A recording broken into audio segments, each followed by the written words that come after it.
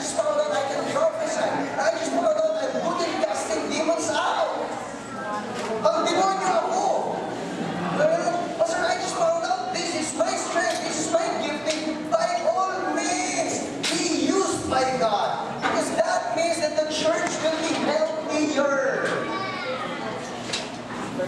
Ako po, well, there was a time when conference after conference after conference, I really sought to speak on the subject of deliverance. Matter of fact, it has been a yearly routine for me. The 700 Club calls me up sometime October. Yung mga tipong ganito pa naman. Pastor, Hiram, good afternoon po. Pwede mo lang ito ibang mga guest today. Alam pa rin susunod eh. Halloween special po.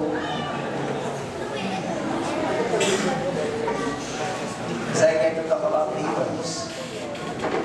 Sabi ko, ang hirap naman.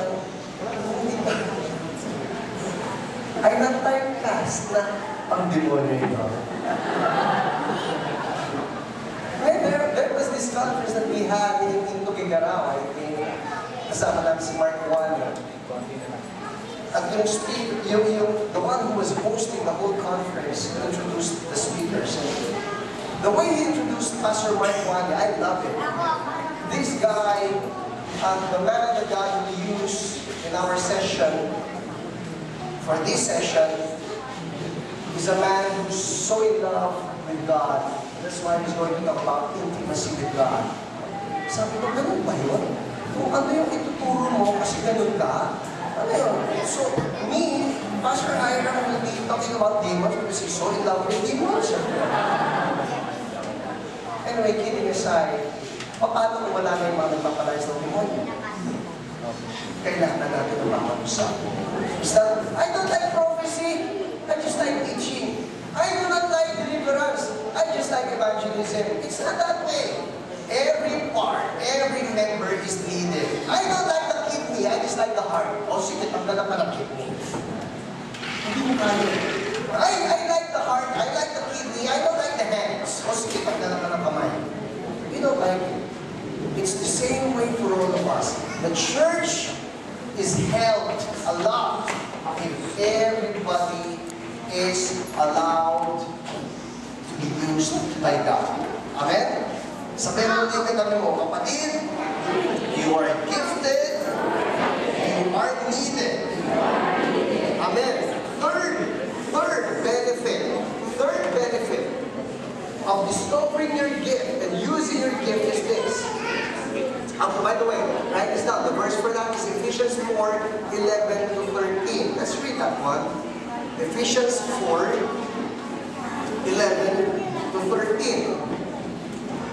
And it says here, it was God who gave some to the apostles, some to the prophets, some to the evangelists, some to the pastors and teachers to prepare God's people for works of service so that the body of Christ may be built up until we all reach unity in the faith and in the knowledge of the Son of God and become mature, attaining the full measure of the fullness of Christ. Let me just repeat that. God gave some to be apostles, prophets, evangelists, pastors, and teachers. Nandoon, that's what we call the fivefold ministerial gifts. Apostles, prophets, evangelists, pastors, and teachers. What are we to do? Anong gagawin namin? To prepare God's people. Sino rito God's people? Taas ang kamay. Alright, as for the rest, what people are you? Okay, all of us are God's people. Amen. What are we? Amen. Anong gagawin namin? Bilang apostles, prophets, evangelists, pastors, and teachers. God called us to prepare God's people, that's you, for works of service. Let me give you a synonym for that. For the ministry. Our call is to prepare you for the ministry so that the body of Christ may be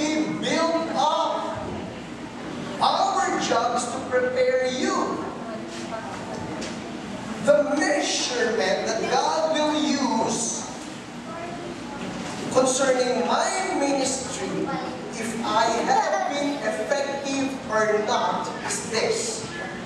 It does not have to do with the hundreds or thousands of people that flock to hear me preach or teach. It does not have anything to do with the fans club that I can get through Facebook. It has to do with the number of people that I am able to prepare for works of service. Which means, if I do not see you guys and gals deployed for the ministry, I'm a failure.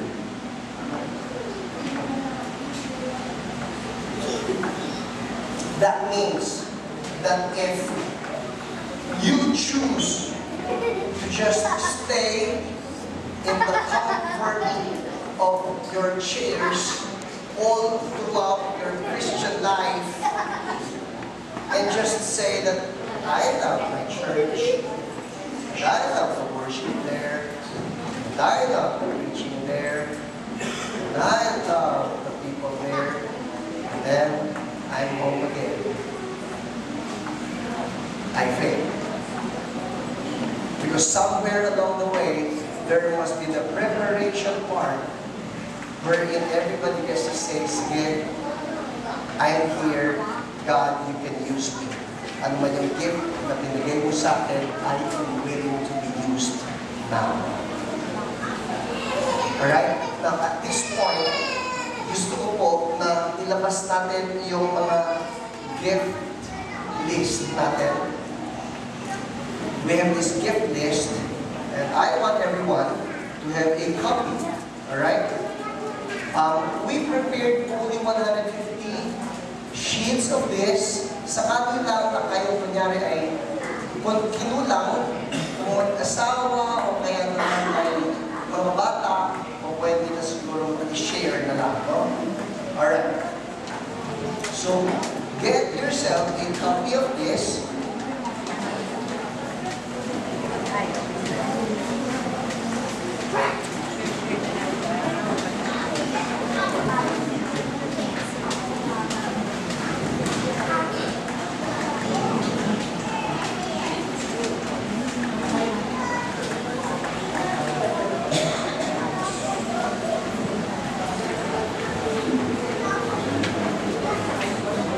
Alright.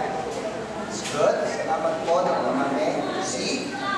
These people were distributing the check of the list of gifts.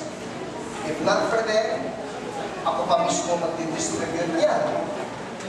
At maghirap yata yun. Diba? So we see here the importance of people moving inside the church. Now, let's move on. Gusto ko na magkaroon ng rundown ng iba't-ibang mga gifts na nakasulat dito. We're not going to read the definitions anymore because you can read the definitions for yourselves. Alright? Ang gusto ko lang ay magkaroon kayo ng idea ano-ano ba yung mga gifts. So here, first is prophecy. Ano ibig sabihin nun? Sulat po yan. Saan makikita yan? Nandyan po ang mga verses. At may mga references din sa Bible, which I trust you will read also. Amen. Sinulat naman namin, ipapasahin na daw ninyo. Alright. We have prophecy, you have pastor, you have teaching, you have wisdom, you have knowledge. By the way, the definitions here are from C. Peter Wagner's book, Your Spiritual Gifts Can Help Your Church Grow. You have exhortation. Basically, exhortation is to encourage people. Magaling mag-encourage ng mga tao. You have discerning of spirits. You have giving. You have helps, mercy,